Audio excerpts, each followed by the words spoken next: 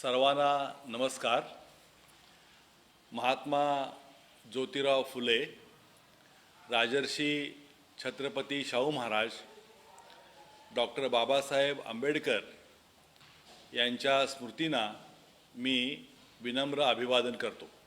मी doctor Babasaheb Ambedkar यांनी कामगार आणि शेतकरी यांच्या चळवळींना दिलेलं योगदान यावरती बोलायचं आहे. माझ्या मुख्य विषयाला सुरुवात करण्याच्या आधी मी या विषयाची थोडी पार्श्वभूमी आपणासमोर मांडू इच्छितो. 1853 साली आपल्या देशामध्ये रेल्वे सुरू झाली. मुंबई ते ठाणे असा जो 53 किलोमीटरचा पल्ला आहे, ते अंतर जलद गतीनं कापता यावं यासाठी रेल्वे सुरू करण्यात आली. ही एक मोठी क्रांतीच होती.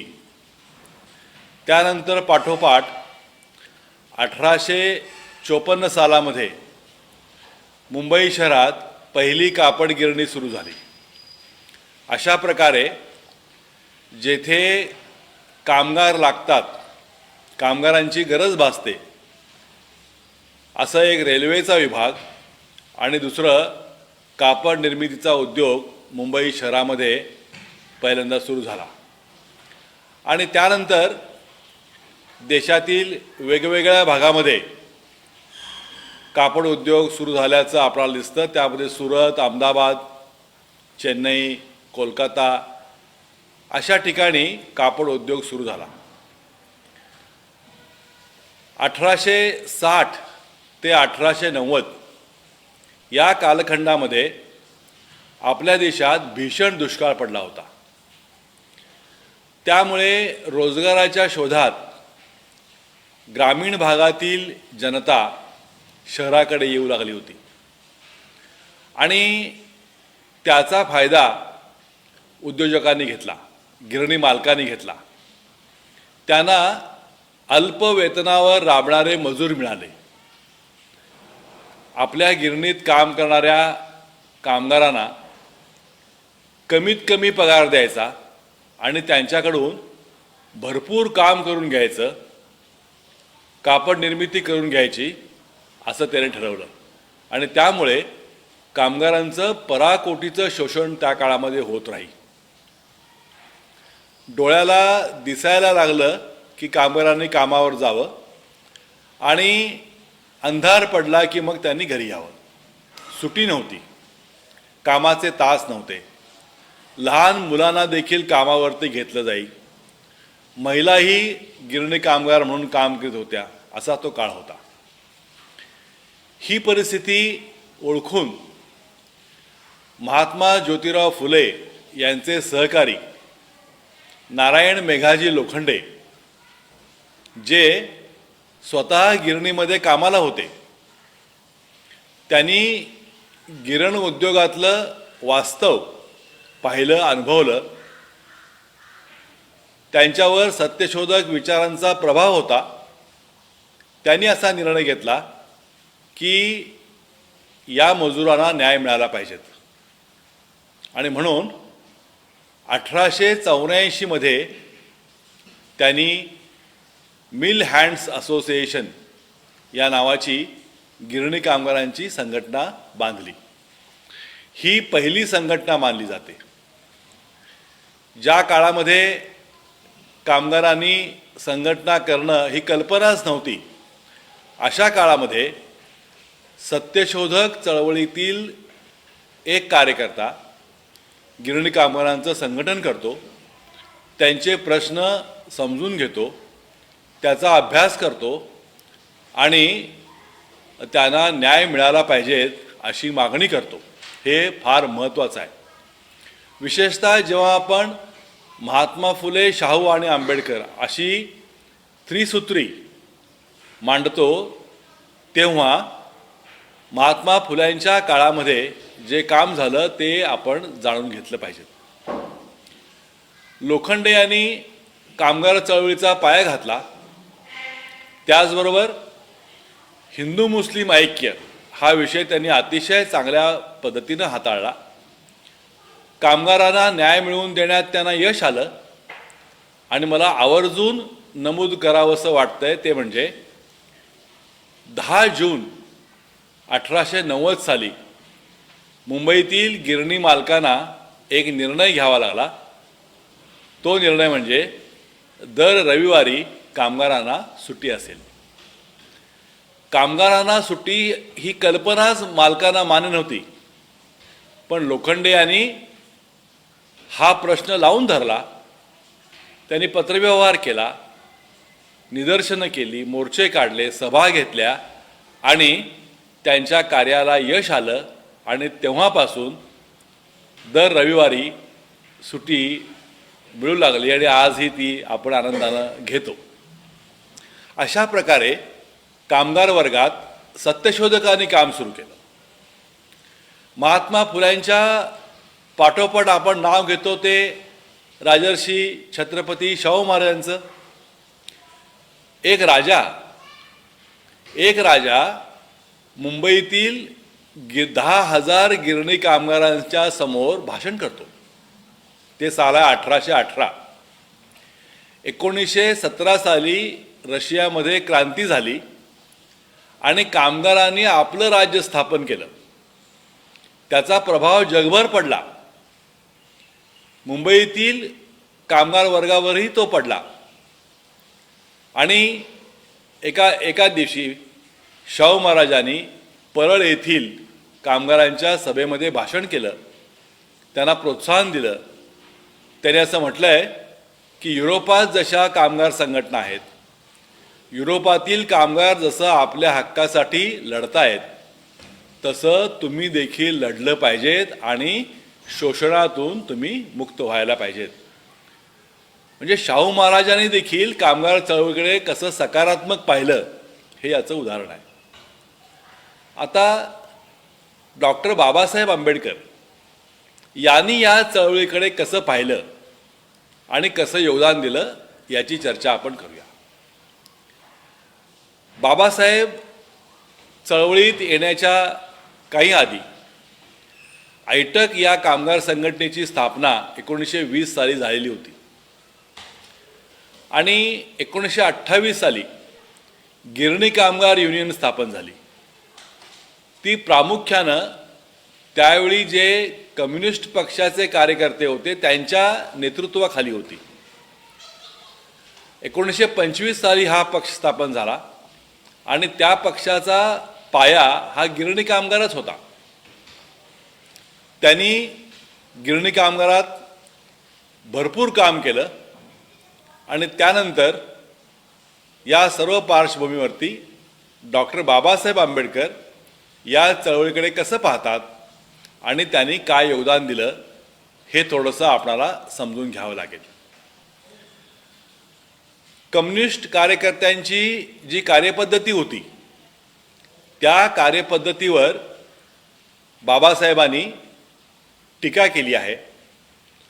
त्यांनी त्यांच्या पद्धतीनं काही आक्षेपही नोंदवलेले आहेत.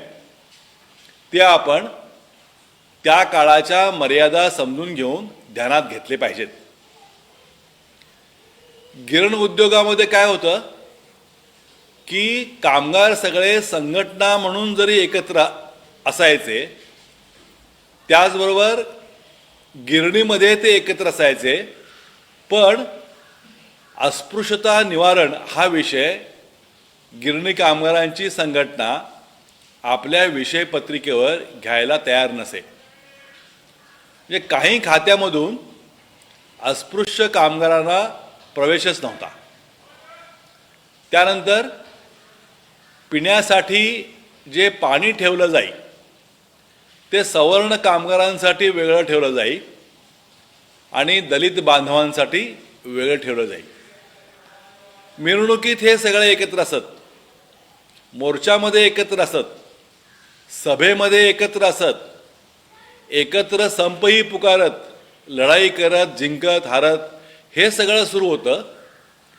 पण सामाजिक सुधारणांचा जो एक मुद्दा होता तो मुद्दा गिरणी कामगार युनियन आपल्या विषयपत्रिकेवर का घेत नाही, त्यांनी तो घ्यायला पाहिजेत, सोडवला पाहिजेत, असा विचार बाबासाहेबांनी त्या काळामध्ये मांडलेला आहे आणि त्यांनी या पद्धतीवरती टीकाही केलेली आहे. पूर्वीच्या कामगार पुढाऱ्यांनी जे जे विषय मांडले त्याला बाबासाहेबांनी पाठिंबा दिलेला आहे. उदाहरणार्थ पगारवाढ. मालक वर्ग जो होता तो पगारवाढच द्यायला तयार नसे, उलट या ना त्या कारणास्तव मालक वर्ग कामगारांच्या पगारात कपात करत असे, त्यांना इतर सोयी देत नसे. साधी प्रसाधन ग्रह देखील गिरणीमध्ये नसायची, त्यासाठी मागणी करावी लागे. असे सगळे विषय लावून धरता धरता बाबासाहेबांनी कामगारांना गिरणीच्या अंतर्गत आणि बाहेरच्या लढ्यामध्ये न्याय मिळाला पाहिजेत, अस्पृश्यता पाळली जाऊ नये, त्यांना सर्व खात्यामधून इतर कामगारांनी सामावून घेतलं पाहिजेत असा विषय मांडलेला आहे. या एकाच मुद्द्यावरती त्यांचा आणि तिथे असलेल्या कम्युनिस्टांच्या प्रभावाखालील कामगार संघटनांच्या मध्ये मतभेद होता. पुढे असं झालं की 1936 मध्ये बाबासाहेबांनी स्वतंत्र मजूर पक्षाची स्थापना केली. म्हणजे त्यांनी जो राजकीय पक्ष काढला त्याचं नावच मजूर पक्ष असं ठेवलं.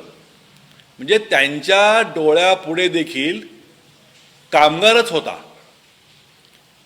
कामगाराला सोबत घेतल्याखेरीज परिवर्तन होऊ शकत नाही असा जो एक विचार युरोपात आणि इतर देशातून त्यावेळी प्रभावीपणे पुढे आलेला होता, खास करून रशियन क्रांतीनंतर. त्यामुळे जगभरातील विचारवंत कामगारांच्या शक्तीकडे अतिशय गांभीर्यानं पाहत असत. बाबासाहेबांनी तसंच पाहिलं.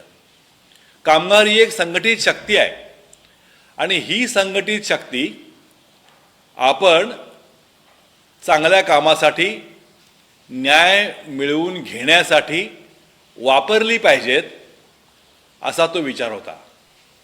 आणि म्हणून बाबासाहेबांनी जे राजकीय काम सुरू केलं त्याचा केंद्रबिंदू हा कामगारच आहे आणि म्हणून पक्षाचं नाव स्वतंत्र मजूर पक्ष असं आहे आणि साल आहे 1936.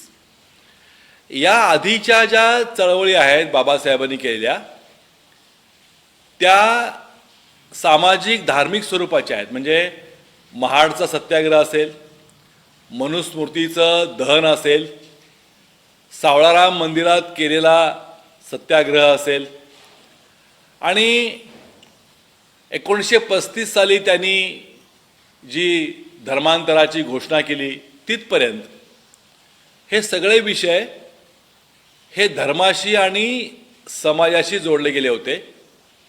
पण जेव्हा राजकीय भूमिका घेण्याची वेळ आली तेव्हा बाबासाहेबांनी स्वतंत्र मजूर पक्ष या नावाची संघटना बांधली आणि त्यांनी राजकीय क्षेत्रात पदार्पण केलं, हे आपण ध्यानात घ्यायला पाहिजे.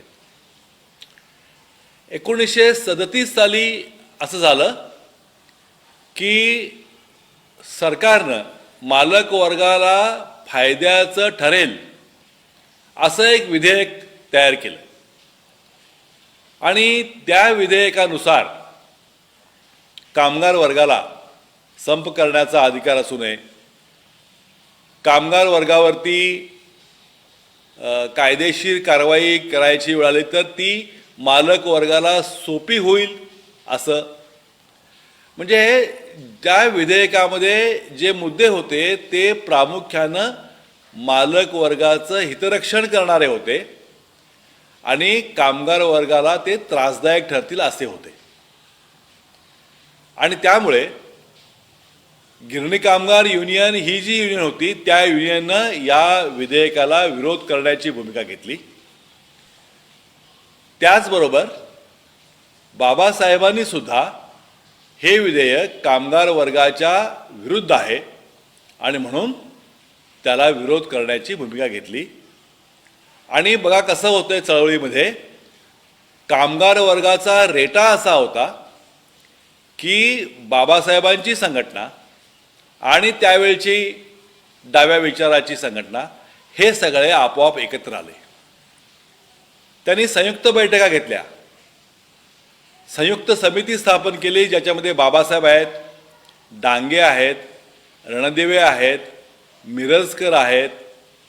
ही सगळी गिरणी कामगारात काम करणारी कम्युनिस्ट मंडळी आणि बाबासाहेब आणि त्यांचे सगळे कार्यकर्ते या सर्वांनी मिळून संयुक्त लढा समिती उभी केली आणि हे जे विधेयक तयार करण्यात आलेलं होतं त्याला आपण विरोध करायचा असा निर्णय घेतला.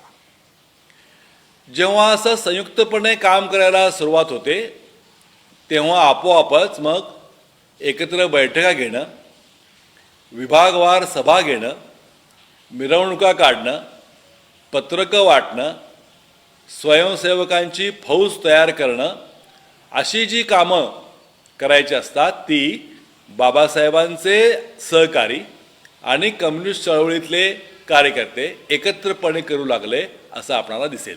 ही एक फार मोठी जमेची बाजू होती आणि या समितीनं असा निर्णय घेतला की 7 नोव्हेंबर 1938 साली संप पुकारायचा. मित्रो, कामगार चळवळीमध्ये संप हे शेवटचं हत्यार म्हणून वापरलं जातं. आधी निवेदनं दिली जातात, वाटाघाटी होतात, चर्चा होतात, दबाव आणण्यासाठी मोर्चे काढले जातात, सभा घेतल्या जातात, वातावरण तयार केलं जातं. पण जेव्हा दुसरी बाजू मालक वर्ग जो आहे तो आपलं काहीही मान्य करायला तयार नाही हे जाणवतं तेव्हा शेवटचा पर्याय म्हणून संप पुकारला जातो. संपानंतर कामगारांच्या हातामध्ये काही हत्यार असत नाही. संप हे शेवटचं हत्यार. मग ती आरपारची लढाई असते, एक तर तुम्ही जिंका किंवा हरा. याप्रमाणे हा संप मात्र एका दिवसाचा होता. हा संप 7 नोव्हेंबर 1938 साली झाला आणि 100% झाला. बाबासाहेबांच्या चरित्रकारांनी याचं सगळं वर्णन दिलेलं आहे. जे पहाटेपासून बाबासाहेब, रणदिवे, मिरजकर, डांगे हे मोटार गाडीतून गिरण गावामध्ये फिरले आणि त्यांनी कामगाराला संपावर जाण्याचं आवाहन केलं. पण हा संप अहिंसक मार्गाने झाला पाहिजेत, शांततामय मार्गाने झाला पाहिजेत असंही ते आवाहन करत होते.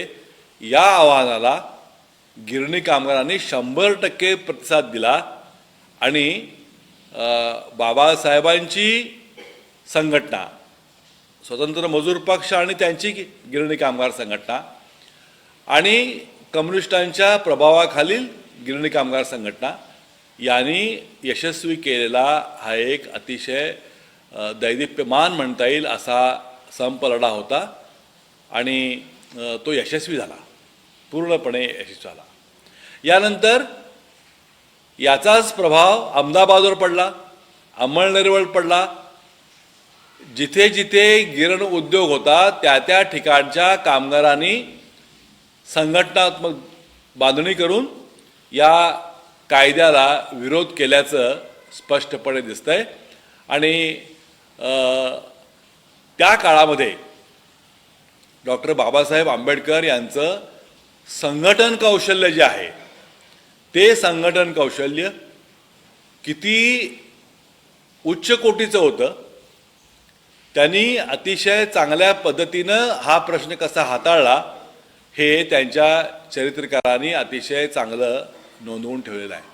अशा प्रकारे गिरणी कामगारातील एक लढा त्यांनी त्या काळातल्या डाव्या विचारांच्या कार्यकर्त्यांच्या नेत्यांच्या सहकार्यानं आपण म्हणूया यशस्वी केला आणि एक चांगली पद्धत त्या काळामध्ये रूढ केली.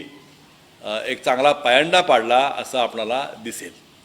अशा प्रकारे कामगारांचे प्रश्न बाबासाहेबांनी हाताळले, कामगारांच्या प्रश्नांचा त्यांनी सखोल अभ्यास केला असं आपल्याला दिसेल.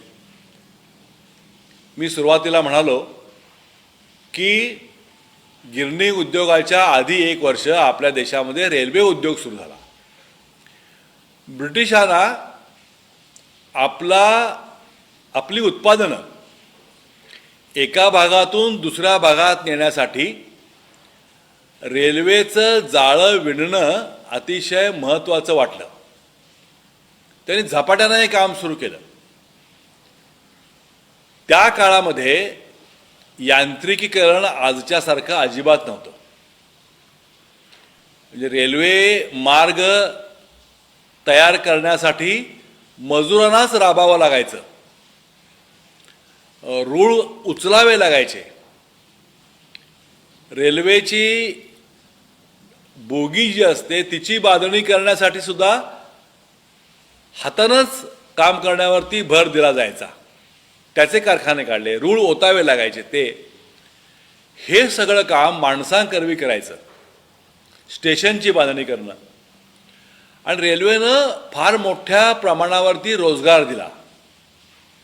पण इथे देखील वर्णव्यवस्था अशीच टिकून राहिली असं दिसतंय.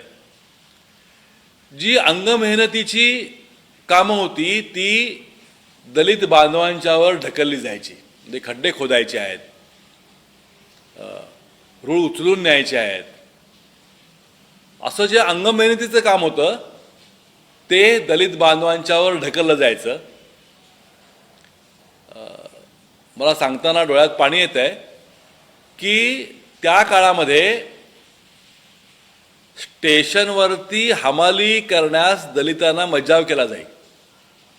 कारण सवर्ण प्रवाशाला आपली बॅग दलिताच्या हातामध्ये जाऊ नये असं वाटे. म्हणजे ते काम त्याला नाही, मग साफसफाईचं काम त्यानं करावं, असं तो कालखंड होता. बाबासाहेबांनी हे सगळे मुद्दे अधोरेखित केलेले आहेत. व आपण कामगार म्हणून एकत्र लढूया. पण हे लढताना, आर्थिक मागण्या मिळवताना ही जी अस्पृश्यता आहे हिचं देखील निवारण झालं पाहिजेत, ही भूमिका बाबासाहेब सातत्यानं मांडत राहिले. रेल्वे उद्योग झपाट्यानं वाढत चालला आणि रेल्वे उद्योगामध्ये जो शेवटच्या श्रेणीतला कामगार आहे तो सगळा दलित असायचा. आजही यामध्ये फारसा बदल झालेला नाही. अंगमेहनतीची कामं सगळी ही दलित बांधवांच्यावरच सोपवली जातात असा तो मुद्दा आहे.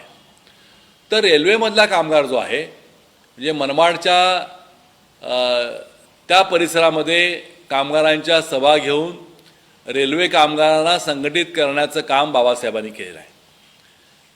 तर असं गिरणी कामगारांचा हा प्रश्न, रेल्वे कामगारांचा हा प्रश्न, असे कामगारांचे प्रश्न बाबासाहेबांनी अतिशय जाणीवपूर्वक हाताळलेले आहेत आणि कामगारांना न्याय मिळाला पाहिजेत ही त्यांची ठाम भूमिका आहे. हळूहळू इतर क्षेत्रातही कामगार वर्ग उदयाला यायला लागला होता. उदाहरण द्यायचं झालं तर त्यावेळी जी रेल्वे होती ती कोळशावर चालायची. मग आपोआपच कोळशाच्या खाणी आल्या, त्यानंतर लोह खनिजाच्या खाणी आल्या. म्हणजे खाण उद्योगात देखील कामगार वर्ग तयार व्हायला लागला आणि त्याच्याकडेही लक्ष देणं ही कामगार चळवळीची गरज तयार झाली. हा एक फार मोठा विषय आहे. पण आजच्या या मर्यादित वेळेमध्ये आपण एवढंच ध्यानात घेऊया की बाबासाहेबांच्या डोळ्यासमोर भारतातला कामगार वर्ग होता, हा संघटित झाला पाहिजेत. संघटित कामगार वर्ग परिवर्तन घडवू शकतो यावर त्यांचा विश्वास होता. आणि त्याचबरोबर संघटित झालेल्या कामगार वर्गानं अस्पृश्यता निवारण या विषयाकडे देखील गांभीर्यानं बघितलं पाहिजेत अशी त्यांची धारणा होती. हे आपण ध्यानात घेतलं तर खूप बरं होईल असं मला वाटतं. दुसरा विषय जो आहे तो शेतकऱ्यांचा आहे. आपला देशच शेतीप्रधान आहे. आजही आज इतके उद्योग आपल्या देशामध्ये असताना देखील आपल्या देशातील 60%वर 65%पर्यंतची जनता ही प्रत्यक्ष किंवा अप्रत्यक्षपणे शेतीवरच अवलंबून आहे. मग त्या काळात तर फक्त 2-3च उद्योग होते. खाण उद्योग होता, गिरण उद्योग होता आणि नंतर रेल्वेचा होता. त्यामुळे उरलेले सगळे लोक जे होते हे सगळे शेतीवरच अवलंबून होते. त्यामुळे बहुसंख्य जनता ही शेतीवरच अवलंबून होती. त्यामुळे शेतीच्या प्रश्नाकडे आपण बघितलं पाहिजेत असं महात्मा फुल्यांना वाटलं, असं राजर्षी शाहू महाराजांना वाटलं आणि असंच डॉक्टर बाबासाहेब आंबेडकरांनाही वाटलं. महात्मा फुल्यांच्या काळामध्ये महात्मा फुल्यांच्या डोळ्यासमोर शेतकरीच होता. म्हणजे या देशातला जो शेतकरी आहे, या शेतकऱ्याला न्याय मिळाला पाहिजेत. मग कोणाकोणापासून न्याय मिळाला पाहिजेत? तर त्या काळातली जी वर्णव्यवस्था होती,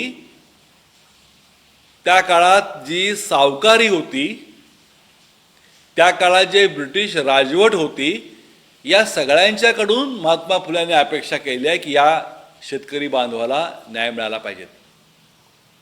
म्हणजे ते इंग्लंडच्या राजपुत्राला भेटायला जेव्हा गेले तेव्हा शेतकऱ्यांच्या वेशामध्ये गेले.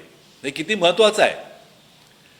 ज्या ज्या ठिकाणी शेतकऱ्यांचे विषय मांडता येणं शक्य आहे त्या त्या ठिकाणी महात्मा फुल्यांनी शेतकऱ्यांचे विषय मांडलेले आहेत. शेतकऱ्यांचं आसूड हे पुस्तकच त्यांनी लिहिलं. म्हणजे फुल्यांचा विचार हा शेतकऱ्यांच्या उद्धाराचा विचार, त्यांना न्याय मिळावा, त्यांचं शोषणातून मुक्त होणं हे त्यांना अपेक्षित होतं. तोच वारसा राजर्षी शाहू महाराजांनी चालवला. शाहू महाराजांच्या डोळ्यासमोर देखील शेतकरीच आहे. शेतकऱ्याला न्याय मिळाला पाहिजेत. त्यांनी तर खूप गोष्टी केल्या. शेतीमध्ये सुधारणा केल्या. कोणती पिकं शेतकऱ्यांनी घ्यावं याचा त्याने विचार केला. शेतकऱ्यांना पाणी पुरवठा करण्यासाठी धरणं बांधली. शेतकऱ्यांच्या उत्पादनाला बाजारपेठ मिळावी म्हणून त्यांनी प्रयत्न केले. असं सगळं शेतकऱ्यांचं हितरक्षण करणारे छत्रपती शाहू महाराज. बाबासाहेब आंबेडकर, शाहू महाराज आणि महात्मा फुले यांचा वारसा पुढे नेतात. बाबासाहेबांनी शेती प्रश्नाचा अतिशय गांभीर्यानं विचार केला दिसतो. त्यांनी हे बघितलं की या देशामध्ये जमीनदारी आहे ती उत्तर भारतामध्ये वेगळी असेल. त्यावेळेचा जो बंगाल प्रांत होता त्याच्यामध्ये बिहार, ओरिसा आणि सगळी उत्तर पूर्वेकडची राज्य यांचा समावेश होता. तिकडे जमीनदारी वेगळ्या प्रकारे आहे, महाराष्ट्रात ती वेगळ्या प्रकारे आहे. या सगळ्या जमीनदारी प्रथेमध्ये जमीन मुठभर लोकांच्या हातामध्ये असते आणि मोठ्या संख्येनं जो समाज आहे हा समाज शेतमजूर असतो. तो जरी स्वतःला शेतकरी म्हणून घेत असला तरी त्याच्याकडे शेतीची मालकी नसते. त्यानं काम करावं, शेतामध्ये राबावं, उत्पादन करावं आणि जेव्हा पीक येतं तेव्हा जमीनदाराची माणसं येतात आणि ते घेऊन जातात. असा तो प्रकार होता. सत्यशोधक चळवळीतल्या लोकांनी विशेषतः कोकणाचाही विचार केला दिसतोय. कोकणामध्ये खोती पद्धत होती, ती एक प्रकारची जमीनदारीच. बाबासाहेबांनी या सगळ्या मुद्द्यांना स्पर्श केलेला आहे. त्याने असं म्हटलं की भारतीय शेती पद्धत जी आहे त्या शेती पद्धतीमध्ये ही जमीनदारी एक आहे, ही आपण कशी नष्ट करायची हा एक मुद्दा. जेव्हा जमीन एखाद्या कुटुंबाच्या हातामध्ये येते तेव्हा त्या जमिनीचे पुढे तुकडे होतात, भावाभावात जमीन वाटली जाते. त्याचं काय करायचं? ती तुकडे होणार नाहीत याची काळजी आपण कशी घ्यायची, याकडेही बाबासाहेबांनी लक्ष वेधलेलं आहे. त्यांनी कोकणातल्या शेतकऱ्यांच्या सभा घेतल्याचं आपल्याला दिसतं.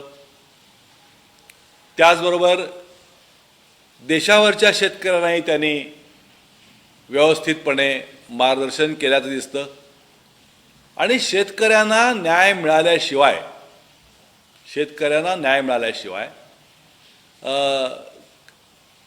या देशाला न्याय मिळणार नाही.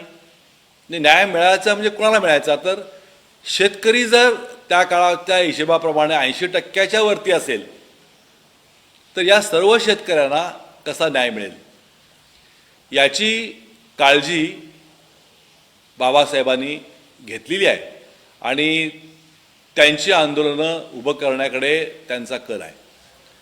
म्हणजे एका बाजूला बाबासाहेब शेतकऱ्यांच्या प्रश्नावरती अतिशय गांभीर्यानं आंदोलन उभं करतात, त्याचबरोबर कामगार वर्ग जो नव्यानं या देशामध्ये तयार होत होता त्याच्याकडे गांभीर्यानं बघतात, ते आंदोलन उभं करतात, त्यांना न्याय मिळवून देतात. आणि एका बाजूला शेतकरी, एका बाजूला कामगार, या दोघांनाही न्याय मिळवून देण्याचं काम करत असताना त्यांनी आपले जे मूळ मुद्दे आहेत त्याच्याकडे अजिबात दुर्लक्ष केलं नाही. म्हणजे दलितांच्यावरती होणारा जो अत्याचार, त्यांना जी वागणूक त्यावेळचा सवर्ण समाज देत असे, त्यांचे पाण्याचे प्रश्न असतील, जमिनीचे प्रश्न असतील, गाव पातळीवरती त्यांना दिली जाणारी वागणूक, त्या काळातल्या प्रथा, म्हणजे ग्रामीण भागामध्ये अशी प्रथा असायची की एखादा जमिनीचा थोडासा तुकडा एका दलित बांधवाला दिला जाई आणि त्याला वतन म्हटलं जाई. ते वतन त्याला दिलं जाई आणि तेवढ्या जमिनीच्या तुकड्याच्या मोबदल्यात त्या कुटुंबानं गावातल्या सर्व लोकांची सेवा करायची, पडेल ते काम करायचं. का? तर आपल्याकडे वतन आहे. एक छोटासा जमिनीचा तुकडा आणि त्या तुकड्याच्या मोबदल्यात त्या कुटुंबाला संपूर्ण गाव राबून घेणार. म्हणजे जी सेवेची म्हणून कामं होती ती सगळी कामं करून घेणार. बाबासाहेबांनी हा वतनाचा जो विषय आहे या विषयाकडे अतिशय गांभीर्यानं पाहिलेला आहे. हा मुद्दा त्यांनी अधोरेखित केलेला आहे आणि आपण हे ध्यानात घेतलं पाहिजे. आणि अशा प्रकारे शेतकरी वर्गाला आणि त्यातल्या त्यात मग दलित शेतकरी जो आहे त्याला न्याय मिळाला पाहिजेत, हा मुद्दा आपल्याला दिसतो. पुढे बाबासाहेबांचे सहकारी असलेले कर्मवीर दादासाहेब गायकवाड यांनी बाबासाहेबांचा वारसा पुढे चालवला आणि जमिनीचा प्रश्न लावून धरला. त्यांनी देखील कसेल त्याची जमीन या विषयाकडे लक्ष दिलेलं आहे, आंदोलनं उभी केलेली आहेत.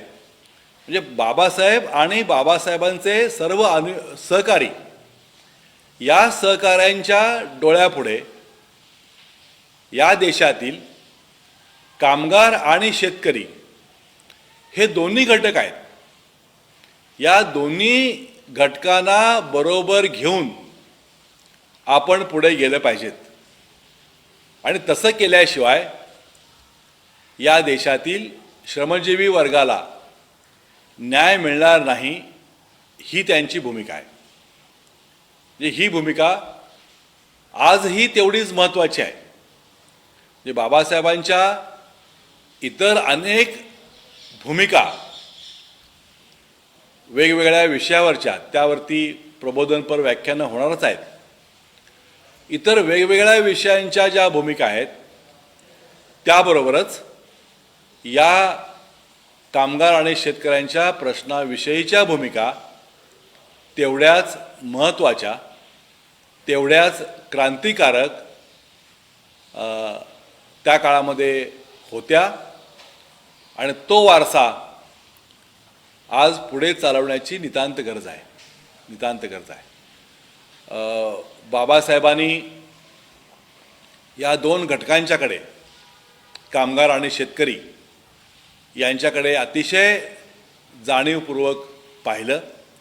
त्यांना न्याय मिळवून देण्याचा प्रयत्न केला आणि त्यांच्या प्रयत्नामुळेच पुढे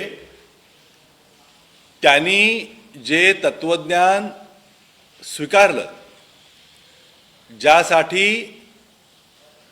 त्यांनी आंदोलनं केली आणि जो वारसा महात्मा फुले, राजर्षी शाहू महाराज यांचा जपला, ते सगळं तत्त्वज्ञान आपल्या देशाच्या राज्यघटनेमध्ये कसं येईल? स्वातंत्र्य, समता आणि बंधुभाव, लोकशाही, समाजवाद, धर्मनिरपेक्षता ही तत्व राज्यघटनेमध्ये आल्याशिवाय आणि आर्थिक आणि सामाजिक समता प्रस्थापित झाल्याशिवाय या देशातील शेतकरी आणि कामगार यांना न्याय मिळणार नाही. तो मिळावा यासाठी घटना समितीमध्ये मसुदा समितीचे अध्यक्ष म्हणून काम करताना देखील त्यांनी काळजी घेतली आहे.